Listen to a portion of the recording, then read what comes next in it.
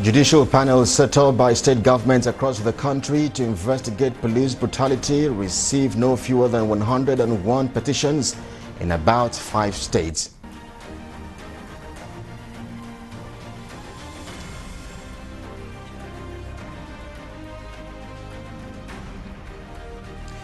Plus, with Nigeria's controversial social media bill in the pipeline, the big question is, should social media be regulated? Outside Nigeria, as election day approaches in the U.S., American voters will face a clear choice for president between Republican incumbent Donald Trump and Democratic hopeful Joe Biden. Who will be the next president of the U.S.?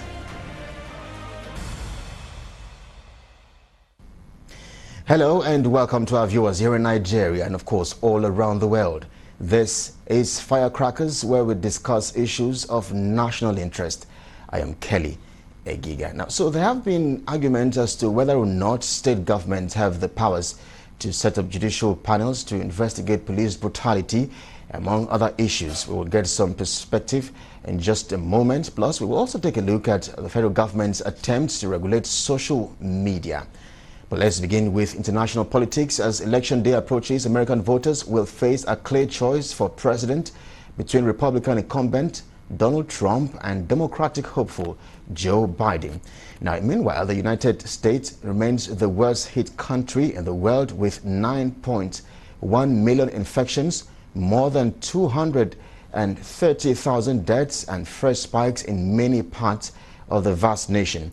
COVID-19 has been one of the dominant campaign issues ahead of the presidential elections on November 3, just 2 days away, with millions of jobs lost. And Donald Trump is facing intense criticism over his handling of the pandemic. The president has accused the media of overplaying the threat of the virus, but with tens of millions of Americans suffering because of the pandemic, some voters appear to be seeking an alternative. We're live in Ohio, the USA, in just a moment. We also have guests here in Lagos. Stay with us. We'll be right back.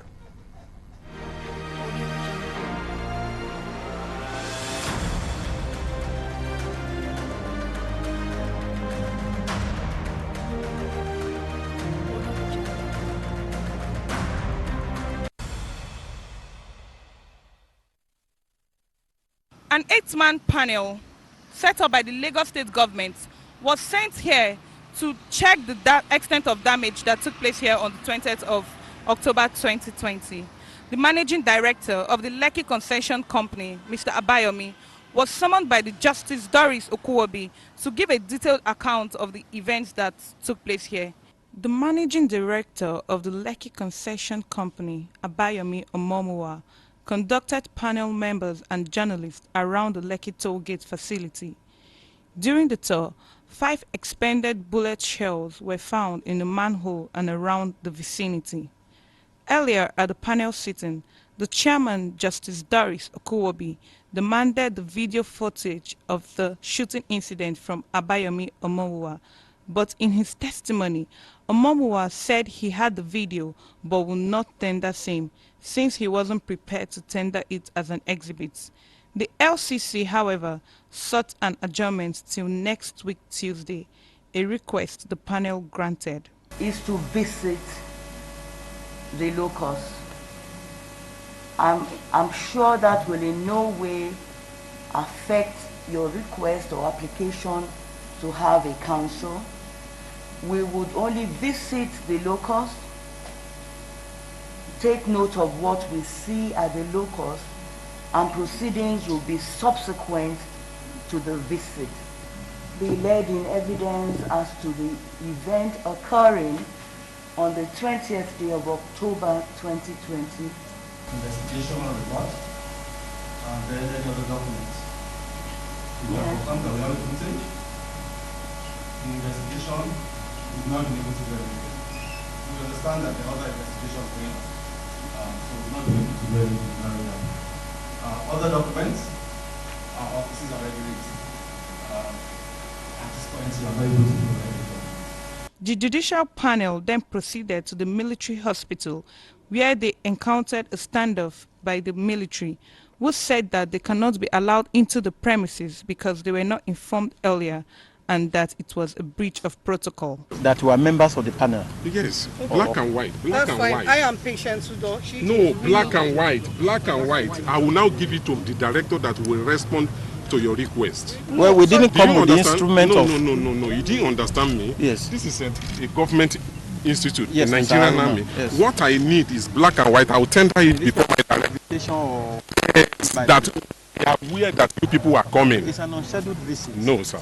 Okay. I'm sorry, Mr. Aruna, can I just tell you, were you Sorry, aware when ma'am. Mr. President said you should give us full cooperation with the Lagos panel of inquiry, that wherever we show every member of the army should Okay, let me brief my director. Thank you, sir. Let me brief my director. Mr. Please, President, how many minutes instructions do are we wait for clear. your director to come outside? Because the attitude... Don't worry, I'm coming, please. A member of the panel, Ebun Adegborua, spoke to journalists on the refusal of the military to inspect the hospital. The President of the Federal Republic of Nigeria openly announced to the international community that all matters relating to the NSAS protests should be directed to the Lagos Judicial panel. So we're not just here on the authority of the governor of Lagos State, but that of the President. And you recall that it was the National Executive Council that gave directive that this panel be set up. So we are only following due process, and it's good that we just inspect the mortuary, we make our findings and go back to make our relevant conclusions therefrom. Of how all these things look like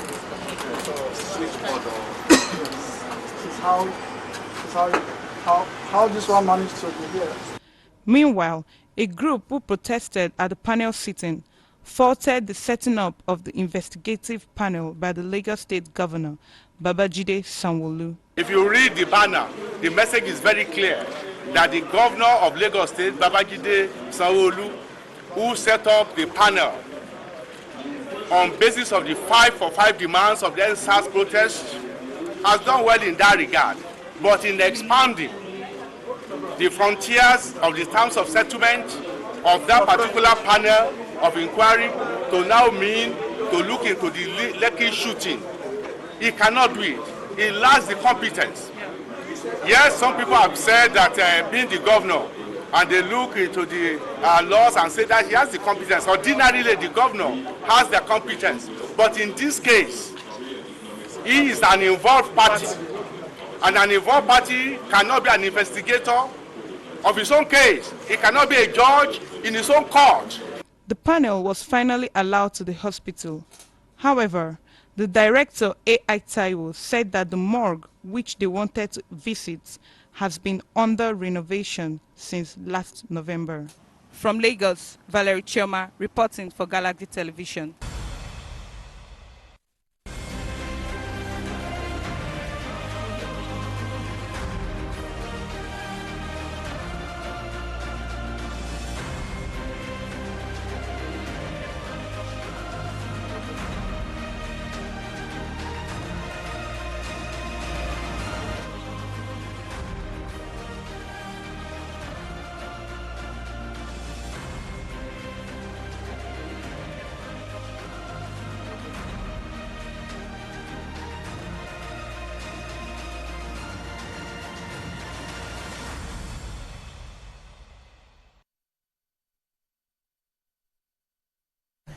Well, thanks for staying with us. This is Firecrackers, and we're live from our studios here in Lagos, Nigeria. Now, joining me at the table to shed light on some of these very pressing issues is Dr. Jide Johnson. He's the Chief Lecturer, Nigerian Institute of Journalism. Dr. Johnson, thank you so much for coming on the show.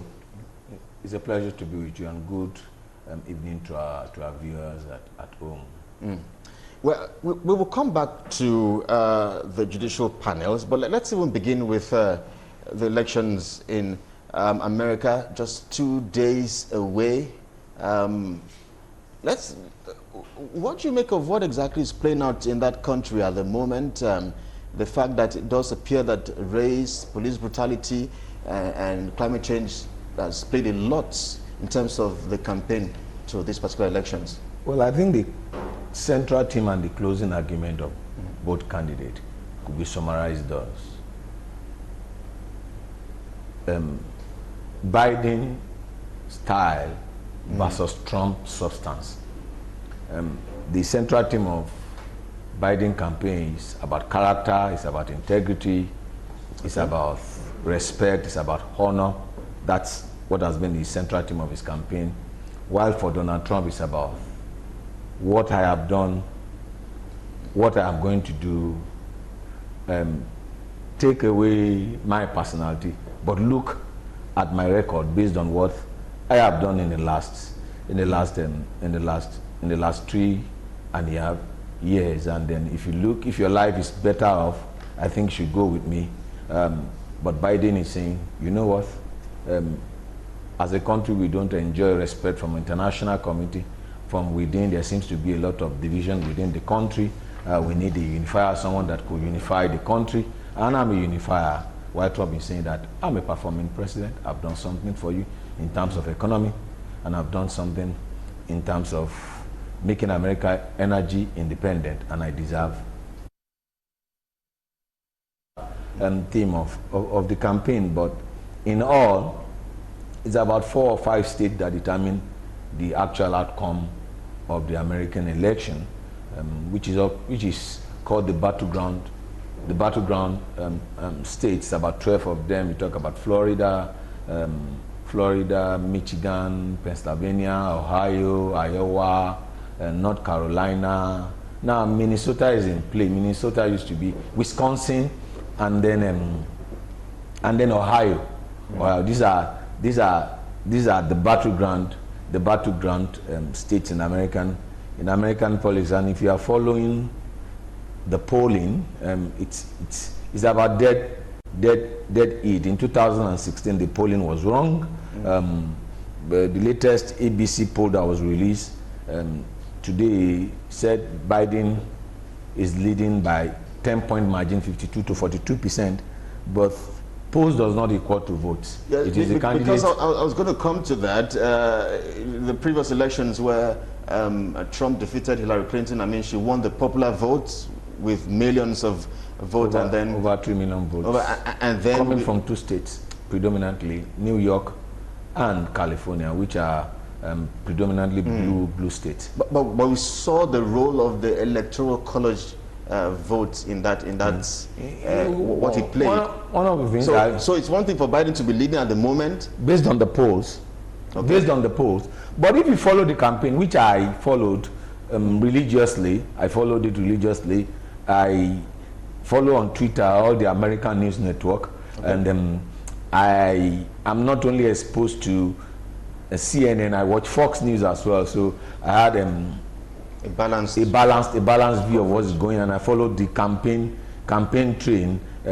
If you follow conventional wisdom in terms of looking at the campaign, except something otherwise happen, Trump will win convincingly. It's going to be a massive red wave in America, because if you look at the campaign, the people that attend the rallies, judging the rallies, if you compare both rallies, and Trump will win. But Biden hasn't really, he has shied away from having those rallies for fears of COVID-19 and all of that, which the president has been criticized heavily for not handling. I mean, America is the worst hit country as it stands right now. I follow the figures. The CDC released a figure on the 29th of October. Over 144 million Americans have been tested. Out of a population of 331 million plus. And out of those that have been tested, 93% are negative. 7% are positive. And the chances of you dying from COVID is less than 1% from the records. These are facts that can be gotten from the Center for Disease Control, United States of America. As I was coming, I was sharing with someone. I said, if there is no election in America in 2020, the whole of America will have come together, and the issue of COVID will have been dealt with just like the issue of Ebola was dealt with, the issue of H1N1. I said that if there was election in 9/11, 2001, that America came together, they would have become polarized. You will discover that COVID has taken a lot of political dimension right from the onset. If you follow the trend. Yeah. Both the left and the right are not united on COVID. Even both in terms of how to really address this particular issue. For example, the paycheck, the stimulus bill to help American, the second level has not been passed because of policy. So the issue of COVID, I'm asking you, has any country been able to deal with it? Europe was used as a central model for COVID. Europe is going on a second lockdown, and I don't think that anyone has control over a virus. You only manage it. You don't have control over it. And if you look at what has been done, a testimony to the fact that you can get over COVID and be alive is the President of the United States of America. He was struck by it, and then he came out better from it. And you see, he's very, very strong, even though he's 74 and campaigning left, right, and center. I think the politicization of that COVID is not good for everybody in the world. Dr. DJ, we will come back to you and get more perspective, but let's see if we can cross over live now to Ohio in the U.S., where we have an independent journalist standing by to speak with us. Rashid joins us from the U.S. Rashid, thank you so much for speaking with Galaxy TV. If you can hear me loud and clear, thank you so much again for agreeing to speak with us. Let me even begin with the postal ballot, in which President Donald Trump doesn't seem to be very, very comfortable with. He has over and over again described it as fraud.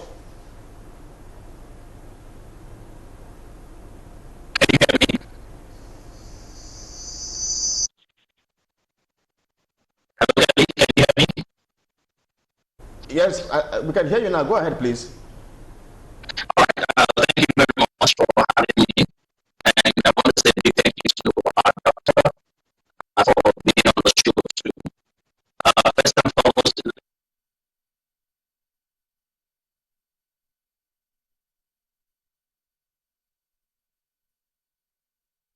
to reconnect with you, it does appear that we have some issues with the connectivity and some technical hitches.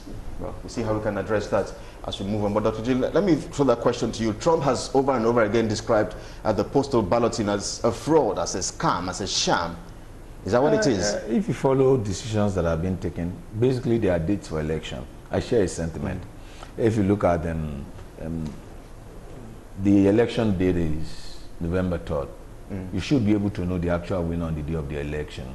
But a situation whereby the governors and the Secretary of State are trying to change the dates, extend the dates 9-10 days until you can put in your ballot. In some states, you can bring in the ballot, the signature does not have to match. It's like shifting the goalpost when the game has started, and that's some of the fears which the president has raised. Don't forget, in elections in America are controlled by the state and not by the federal government. Each state has its own rule with respect to how the elections will be conducted. And I think that I used to tell people this, they used to think that it's only in Nigeria that you see something that has to do with fraud. If you check the 2018 election in America, a lot of Republicans won the election on the night of the election. And they lost the final outcome of the election. That was how the Democrats were able to take the House, when mail-in ballots were coming in. There's what is called, and they will use other term to talk about rigging. They will call it fraud. Are you getting my point? When ballots are coming in, there's what is called ballot harvesting. As a private individual, you can, which is not possible in Nigeria for me to say, okay, I've collected ballots for the whole of Ikeja, I've collected ballots for the whole of. So those are some of the things which he is talking about. That look, the election should end on the election night. Americans deserve the right to know who won the election on the election night, and then there shouldn't be an extension to the date which the election will be. But the Supreme Court is there, the various courts are there, the various legislatures are there. Those ones they will litigate, and I'm sure both parties have more than 5,000 lawyers to let you know. More than 5,000 they have hired across the state to deal with this particular issue. All right, we'll get to talk about other issues, Dr. Jide. This is Firecrackers. We'll take a moment now and just go for a very short break. We'll be back in just a moment with more reports. Stay with us. We'll be right back.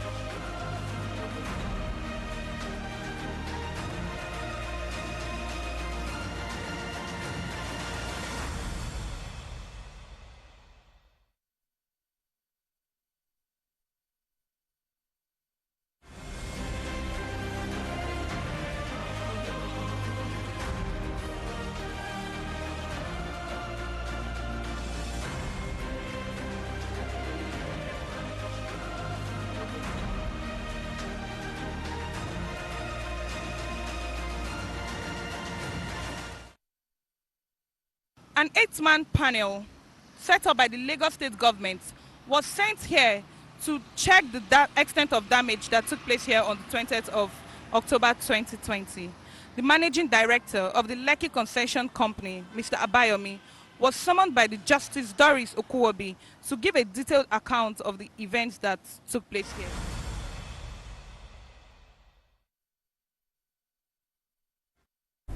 Well, thanks for staying with us. This is Firecrackers. Well, I've just been told that we cannot take Rashid from Ohio. I mean, I was going to find out from him exactly the atmosphere in the U.S. and anxiety just 2 days to the U.S. presidential elections.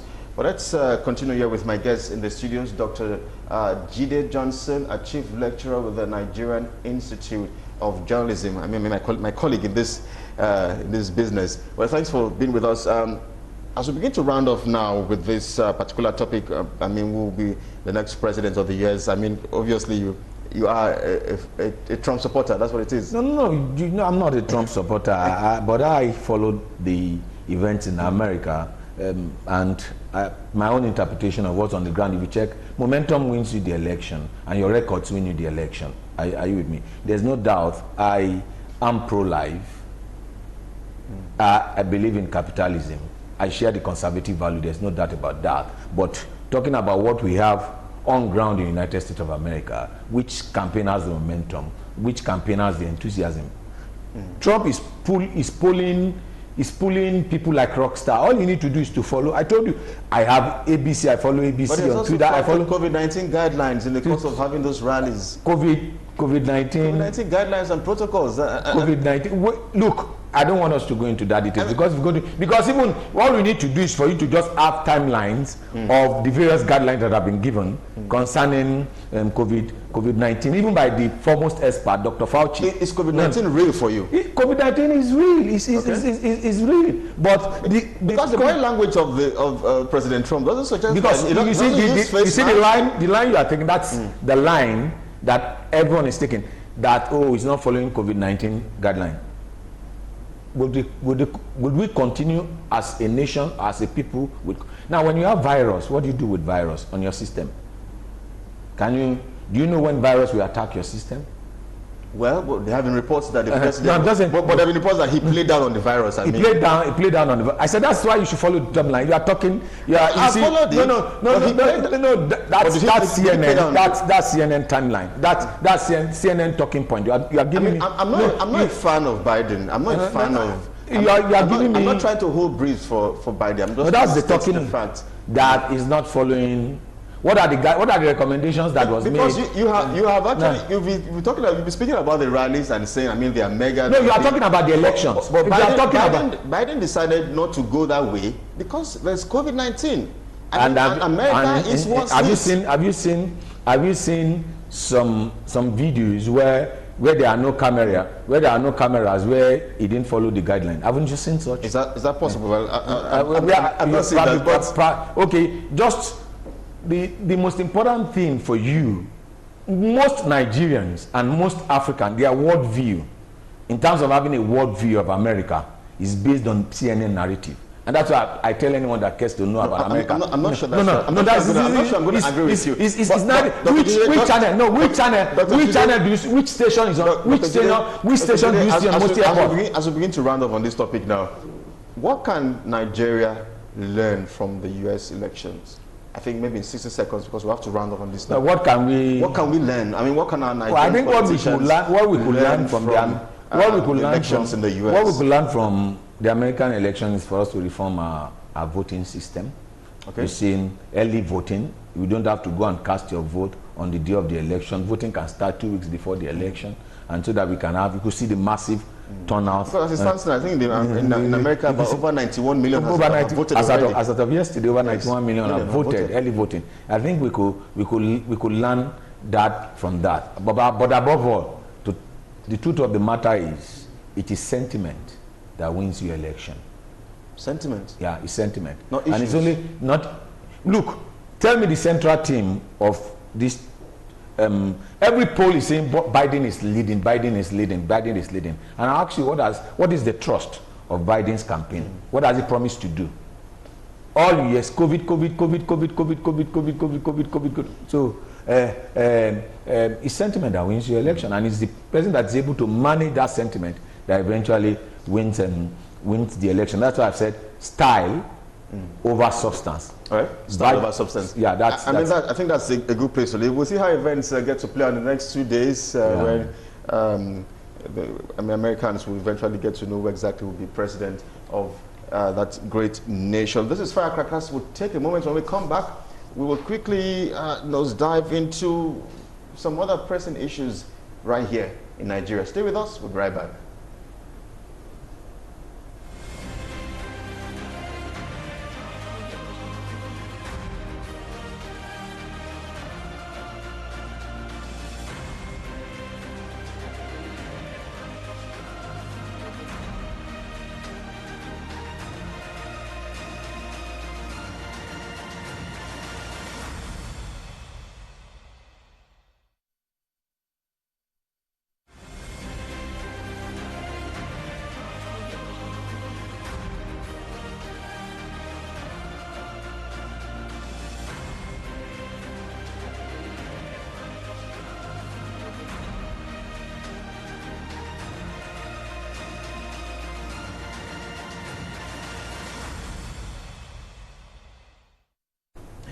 Well, thanks for staying with us. This is Firecrackers. Now, let's cross over to our second topic as we get to look at Judicial Panel of Inquiry and the matters arising. I mean, there have been a lot of controversies and all of that, misunderstandings about whether or not state governments even have the powers to set up these inquiries, and owing to the fact that the police is structured such that they don't even owe allegiance or complete allegiance to the governors. I mean, they get to submit to the center and the nation's capital. So a lot of issues and talking points, and then there's even something else as we look at that. A particular group who protested at the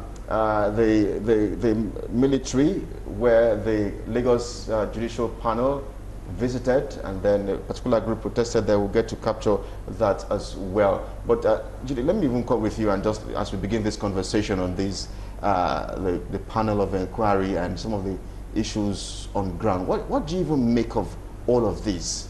Well, it's a step in the right direction. You think so? So? Yeah, it's a step in the right direction, because we need to get to know how we got to where we are, and what can we do to go to where we think we should do, and how for us not to repeat the mistake which we have made. And I think that the panel should have been a truth and reconciliation committee, because it's every sector of the society that is affected. The police is affected. Don't forget that policemen are first and foremost Nigerian. They have children too, and at the same time Nigerians are affected by police brutality. So it should have been an holistic thing. Apart from that, I think that the National Assembly, they are elected representative of. There should have been an inquiry at the National Assembly. Okay.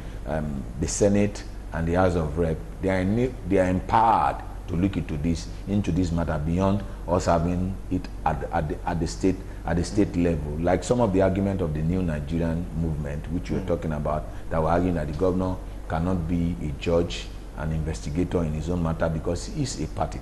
These are some of the issues that we need to look into, because some of the core issues raised concerning police brutality. It's even the protest has gone beyond police brutality. It has gone to the issue of good governance.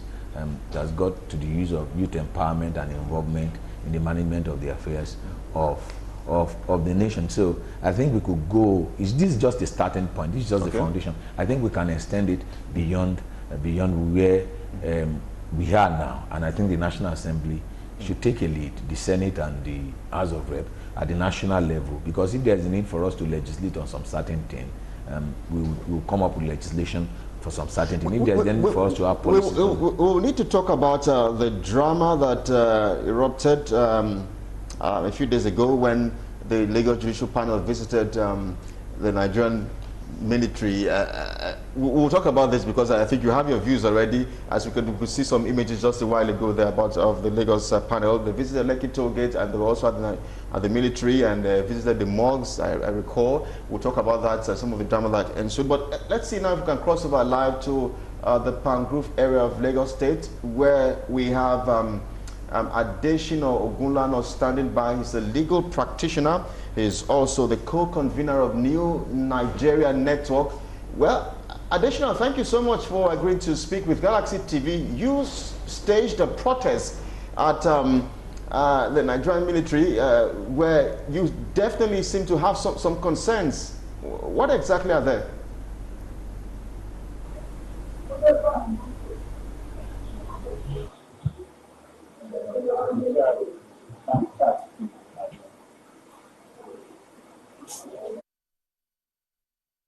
Additional, we'll try and see if we can come back to you in just a moment to get some perspective about what exactly you and your group you're trying to call our attention to. But let's come back here, Jide, and keep talking about the drama that ensued or erupted at the military. I think that was grandstanding by the panel.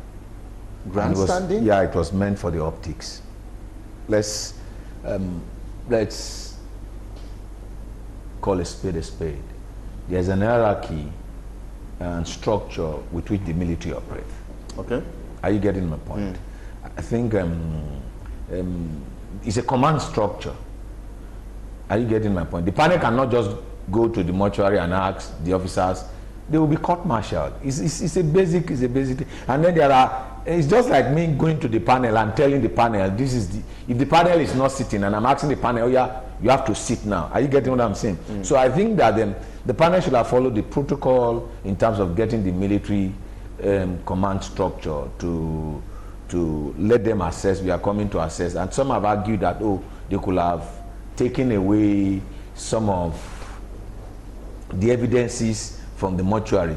But Loma swept the toll gate. Okay.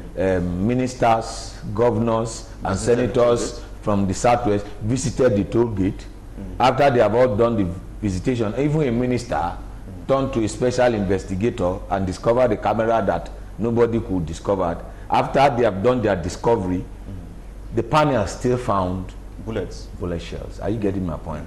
They still found bullet shells. I think that the panel should have should have followed some certain protocol and not throwing the army in the eye of the storm. That's why I call it grandstanding. That's my view. It's your view because just a moment ago we were arguing whether or not. The panel insisted that they had a presidential call. The president had given a directive that go to anywhere to ensure that you unravel the truth. Do they need to now go over to go through hierarchy? The presidential directive has been given. Had been given, and so do they need to go? The directive, is there any white paper to that effect? An authorization? I'm asking you. Well, maybe we'll find out all of that in just a moment. We'll be back in just a moment. This is Firecrackers.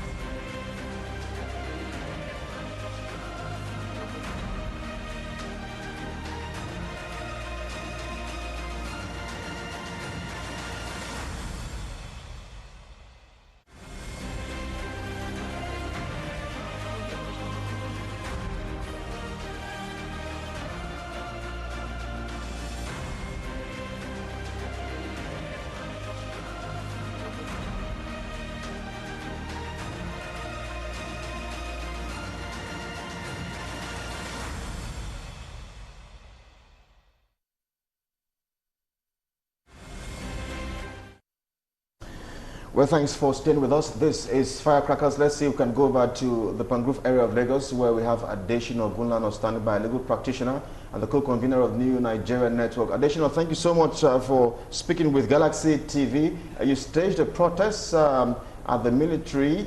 What exactly are your concerns? Thank you so much. Good evening, Kelly and everybody. The concern of my group, the New Nigeria Network, is that the incompetence of the governor to set up any inquiry into a matter of which he was involved and was a direct facilitator has affected the capacity of an otherwise fine tribunal of law panel to look into. Our grounds is that we want a panel that can guarantee an assurance of impartiality and probity. That is our concern.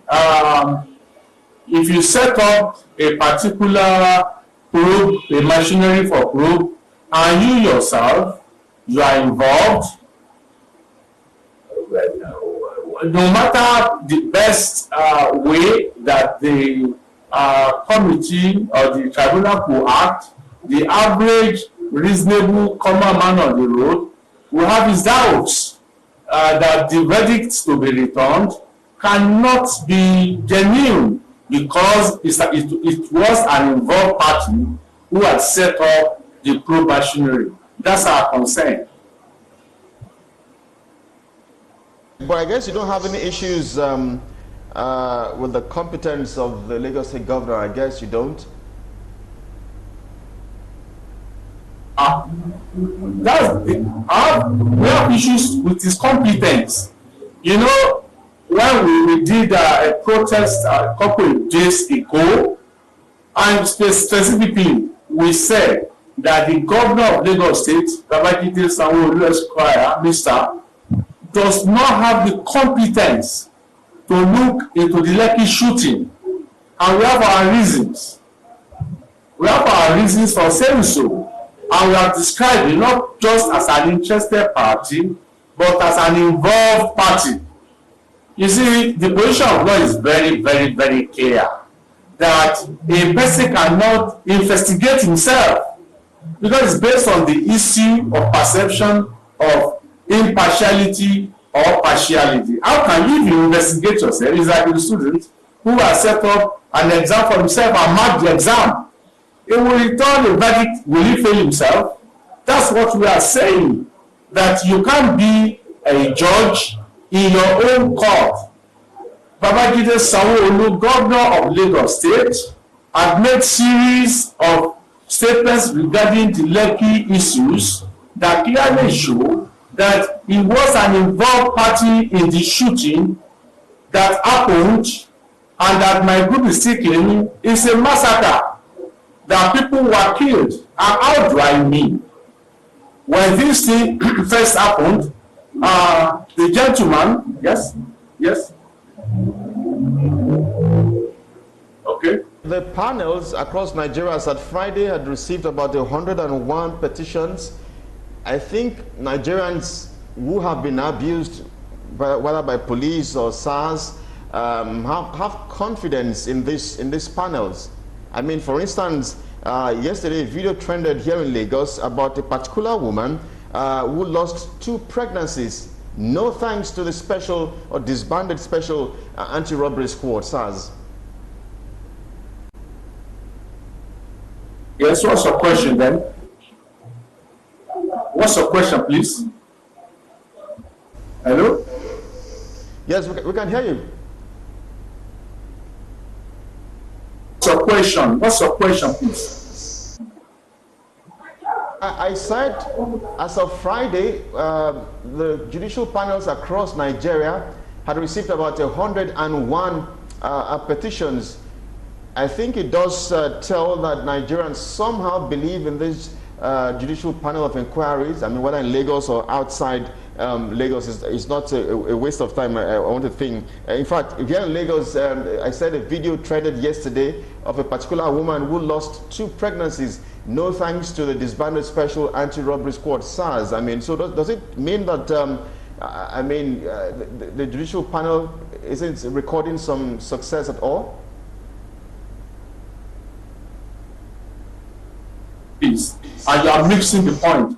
Our protest is not about investigation or inquiry into brutalities or misconduct of SARS. We are talking about the Lekki shooting. That's the protest. You remember that when Mr. Sanwo-Olu, governor of Lagos State, set up the panel, the judicial panel of inquiry, it was in response to the acceptance of the 5 demands of the NSAS protests, on which the president directed that state governors should look into it and commissions of inquiry be set up. We have no problem with that. We are saying, and when you see our protest and the panel was specific about Lekki shooting, we are not saying that the Oku panel in Lagos or any other panel over the country cannot look into SARS.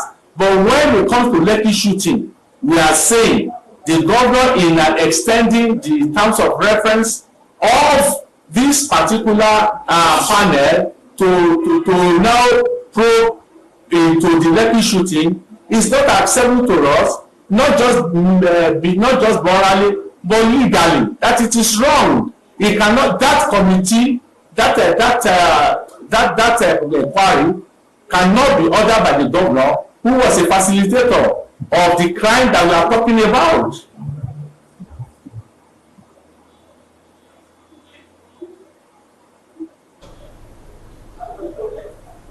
Thank you. Good evening. Well, we've been speaking with Adeshino Ogunlana. He's a legal practitioner. He's also the co-convener of the New Nigeria Network. This is Firecrackers. We'll take a moment and be back to the concluding part of the show. Stay with us. We'll be right back.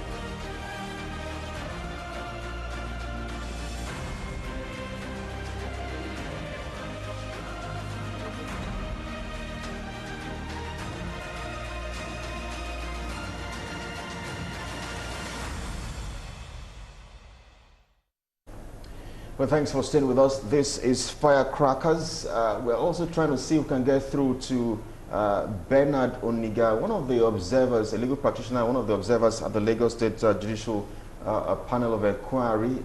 We're making efforts to see if we can get through to him via Skype, because Dr. Jide, there was a report yesterday, a testimony rather, where a particular woman said she lost about 2 pregnancies, not thanks to the now disbanded Special Anti-Robbery Squad, SARS. I mean, she had paid, in fact, she had to bail herself in the process. Her husband went to see her. She said he was also arrested and all of that. I mean, you think the panel is recording some success? Definitely. I told you that it's a step in the right direction. We might not be where we want to be, but this is a starting point. You must start a journey of 1,000 miles. Start with you taking the first step. It's an acknowledgement right from Abuja to Lagos that something needed to be done with respect to police brutality and the conduct of the men in black. And if we are saying this, we should all support it. I think the argument of Dr. Barrister Adeshino, what they should require the governor to do, probably they should petition the panel to invite the governor if they feel so strongly about it. After all, Obasanjo appeared before the Oputa panel, and I think that if they feel they could write their petition to the panel and ask the governor to come and explain, because like I said, it should be a truth and reconciliation. It should be a truth and reconciliation thing. Everybody is feeling the deep wounds and the deep earth of police brutality. I have had cause to at least I have 2 or 3 experiences with SARS in front of my school, trying to pick up my student, and then we resisting them from picking up our student in front of the school where they take their buses. So I have personal experience with SARS concerning that. But moving forward, this is the first step. There have been arguments. SARS has been prescribed over and over again, but this is the first time that we have a panel that has been set up.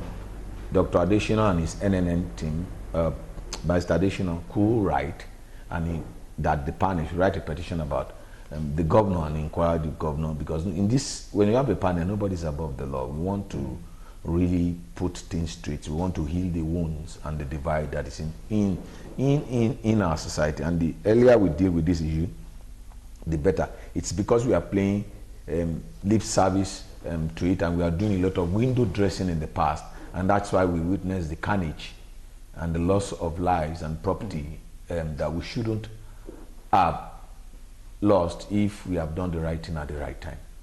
In developed climes, what is attainable? I mean, if the governor is probably indicted, I mean, there have been a back and forth between the military and the governor.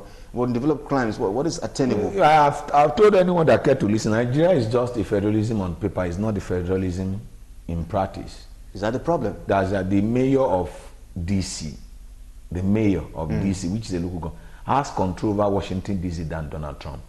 Donald Trump said he was going to, he wants to use his hotel in Washington as the campaign headquarters for the election night. And the mayor said we can't have more than 150 people. And the president cannot do anything about it. The mayor of DC can impose curfew on DC, and the president can't do that. But here in Nigeria, it's command structure. The police commissioner does not take instruction from the governor. Nigeria is the structure of police we have is antithetical to the kind of system of governance that we have. Even the British that put this police in place for us don't have that type of police command structure. Well, we can't continue blaming the British government. They've gone 60 years ago. So what are the things that we are trying to do to ensure that we have a decentralized police system? And I think the earlier we do that, the better, because otherwise we keep postponing the problem. Because the governor... Because we're pressed for time, let's go see this particular report as we cross over to our last topic for the day. It definitely has to do with the controversial social media bill. Should the social media be regulated in Nigeria? That gets our attention after now. Stay with us.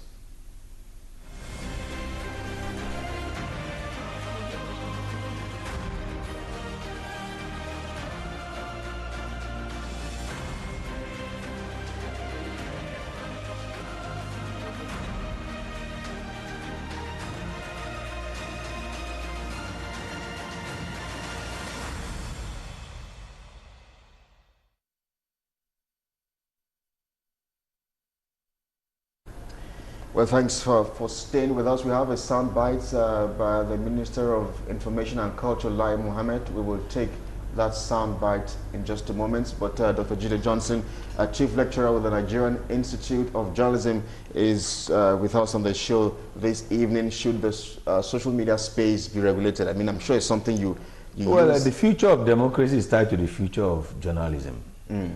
From time immemorial, there has always been an attempt by those in authority to control the media space. And don't forget the evolution and the diffusion of the print media gave birth to democracy. The society was monarchical, feudalistic, and authoritarian in nature. But the print media changed the landscape, because no longer do the kings or the queens or the lords have control over information and knowledge in the society. Everybody now have access to information. We say knowledge is power, but information is the raw material to knowledge. Whoever controls the flow of information in any given society has control over the people. So over time, those in authority always want to control the media space. And why is that so? Why is that? Because they want to keep people in perpetual ignorance. you want to keep people in perpetual. People can be exploited if they are not informed, because if you are not informed, you'll be deformed. So you see every attempt by those in authority to want to control the free flow of information, and that's the attempt that government is trying to do. That okay, we are going to regulate social media. Social media is just a delivery platform. The print media is a delivery platform. TV and radio is a delivery platform. So you are trying to have control over the freedom of expression, the fundamental human right that every citizen should have: freedom of expression, freedom of association, but limited by the laws of libel, the laws of slander, and the rest of it. So why would government feel threatened that people are getting informed? Are you telling me that even in print media there are no negative stories or false stories or misinformation that have been shared over time? What is called yellow journalism in the era of print media? Yellow journalism, cocktail journalism, what is it called? So attempt by government to try to control, because they want to control the space, they want to take away power from the people, and information is the source of knowledge, and we say knowledge is power. Okay, let's see. I think we have that footage ready. Let's see if we can get through now and listen to the Honorable Minister of Information and Culture, Lai Mohammed, as he speaks on fake news and social media.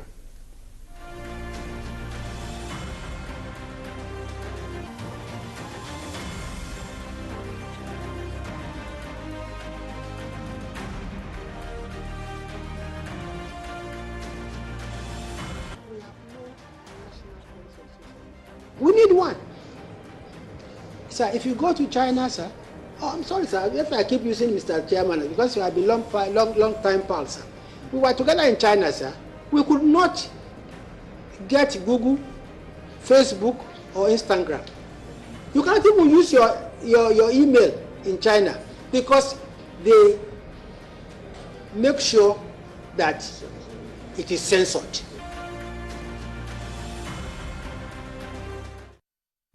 Well, thanks for staying with us. We have only just been able to scratch this particular topic, but as we look at the ways forward, what role do you think the social media played in the whole of this NSAS protest? The role social media has played is about democratization of the society.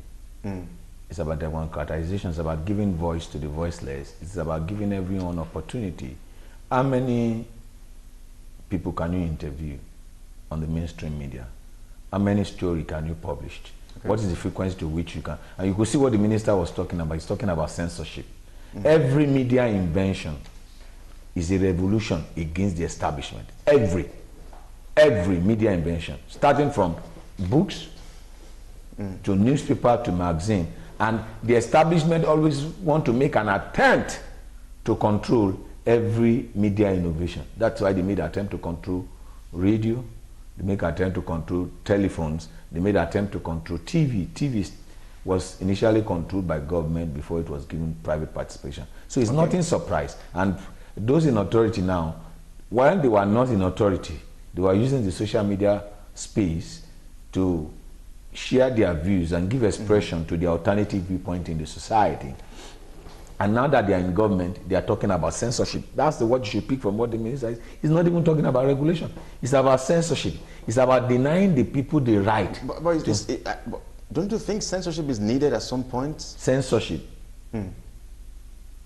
To say it's like me putting a plug in your mouth, or putting a. It's like me. That's slavery. It's like me opening your mouth and putting a padlock, telling you that you can't give expression to. And one of the fundamental. Even God said, come, let us reason together. Come, let's share our views together. Any society that is not ready for dissenting view is not ready for progress. Any culture that does not tolerate dissenting view is not ready for progress. And social media has come to stay. There's nothing they can do about it. They are just wasting their time. Dr. Jide Johnson, I guess that's a good place to anchor our conversation. Dr. Jide is actually a chief lecturer at the Nigerian Institute of Journalism. Thank you so much for coming. It's a pleasure to be with you. The show today. I mean, we'll definitely have to talk about this particular social media bill and in another edition of the show. Well, that's about the size of our package. Unfortunately, we could not take some more Skype interviews, but thank you so much for being on the other side. I am Kelly Egiga. Good evening.